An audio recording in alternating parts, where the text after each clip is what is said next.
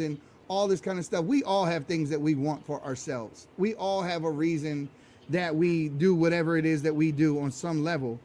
But you believed in it. How people can't believe that somebody might genuinely care about, their community, mine being Black people, and just seeing how we're being played with every single day. Like, I watched the entire National Association of Black Journalists interview, and I didn't see anything wrong with it. But the way that it was portrayed in urban media, and therefore the way it was received by the masses, was disgusting. And the fact that nobody took it upon themselves, because like the tagline will read, Trump is rude to panelists who simply asked him if he was racist.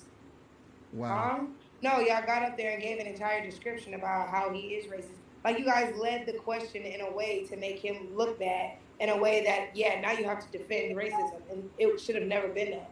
And then when he said, like, this is really rude, I came here in good spirits. You guys said my opponent would be here. She's not, but I still came here to talk to you guys, knowing that some people in here might not like me. And nobody acknowledged the fact that he at least showed up, without, any handlers or anything like that, people in his ear. He really showed up to have the conversation. Yeah. And instead of taking that time to talk policy and what plans he might have for the Black community and to clarify certain things that have happened in the past, all they did was use that time to bash him. And I thought that was That's disgusting. They did the same thing to Candace Owens at Revolt. Like, nobody let Candace Owens speak, and I think Candace Owens is one of the greatest minds that we have in conservative media. I wish I could be as classy as her. I know pieces of her are like, all right, Kayla, clean it up, but good job. Yeah. However, it's just like the fact that,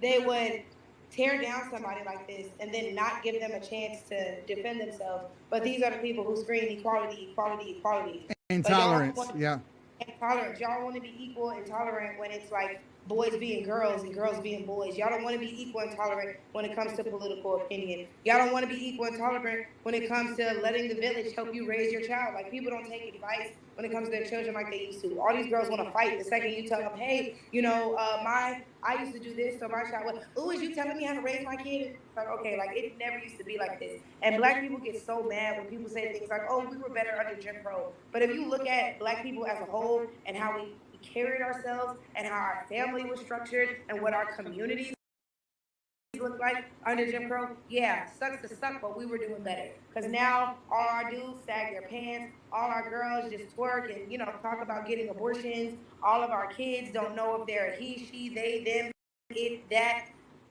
bug, frog, log, and none of that. And I just think, like, what in the world has the world come to? And so for me to be a mom and see these things and pay attention to these things, and I care about the community my daughter would grow up in, and I'm a single mother at that. I have nobody out here besides me. It's just me and my baby. So if something happens to me, I would want to die peacefully knowing my daughter will be taken care of. I do not feel like, as of right now, as a whole, the Black community would take care of my daughter. Luckily, the community I created, the village I created myself, yes. But as a whole, I can't trust them. Not even in my own neighborhood. All the kids cussing and twerking. Where are y'all parents at? Well. So, these are the things that matter to me, and these are the things that are important. And I was luckily and fortunate enough to have two parents who, can I cuss on here? I had two parents. Yes, it's unfiltered. It's unfiltered. Yeah, I had two parents who gave a fuck. So I just don't understand this new normalcy where it's like, don't care about nothing, live for today. Like, I was thinking about YOLO literally 15 years ago. YOLO was 15 years ago. That's nuts. We got to stop playing with our lives, stop playing with our future, because at the end of the day, like, we're going to get old, And so I'm thinking about that. I'm thinking about my kid. I'm thinking about the additional kids I hope to have when I find me a husband. So, hey, y'all. You had enough offers. You had enough offers from the time you got off that stage to the time we got to the car. You probably had a good 3 or 4. They didn't tell me. So y'all go spin the block and tell me again. But I do have to get back inside y'all. So it has. Well, we appreciate you, man. We appreciate you. Maybe one more question. I got one more answer for you. Go ahead. What's the pressing one? Well, here's the thing, right? Trump said he's going to do anything to help you, right? And I said to you what I said. You missed the opportunity because you should have said, I'm coming. I need you to come on my podcast when I have it. So the question is, and everybody else wants to know, is Trump coming on your podcast? I will do everything I can to get him here.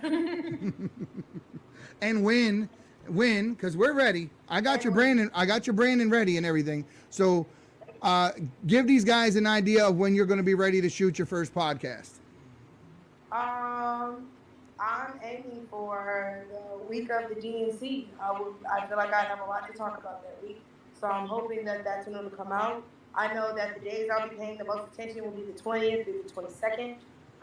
So yeah, hopefully by then. Let's fingers crossed. Well, I'll tell you what. I'm going to do everything in my power, and I know Eddie's going to do the same, to help set you up as much as we can financially. I mean, we don't have a lot of money, but we can help set you up with some, microphone, a camera, things like that. So we're going to do our best to get everything we can over to you.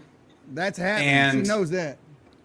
Yeah, that's definitely happening. So we want to set you up for success. You're one of the Patriots in this country that obviously is really good in front of the camera, and you need to have your voice heard. So we're looking forward to having you start your podcast, especially on the Patriots Pro Network.